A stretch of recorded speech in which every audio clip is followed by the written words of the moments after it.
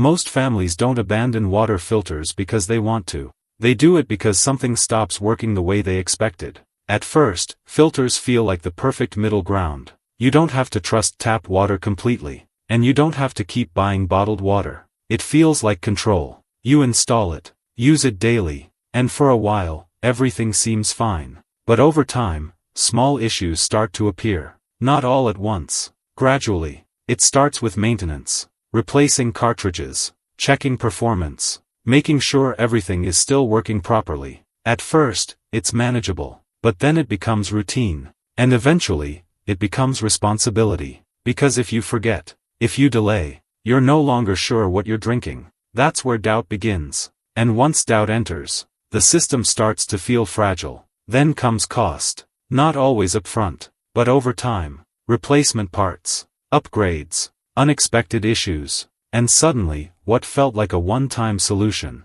turns into an ongoing investment. So families start questioning it. Is this really solving the problem, or just managing it? And that question matters, because many realize something subtle. They're still dependent, not on bottled water anymore, but on a system that requires constant attention. And for something as basic as water, that starts to feel like too much. Then comes complexity. Some systems are simple, but others? Not so much. Installation challenges, compatibility issues, technical confusion. And for families who just want clean water, that becomes frustrating, because the solution starts to feel heavier than the problem. And that's the pattern. Filters solve part of the issue, but introduce new layers. Maintenance, cost, complexity. Until eventually, families stop asking, what's the best filter? And start asking, is there a simpler way to handle this? That's the turning point. The real issue isn't water filters. It's the gap between what people expect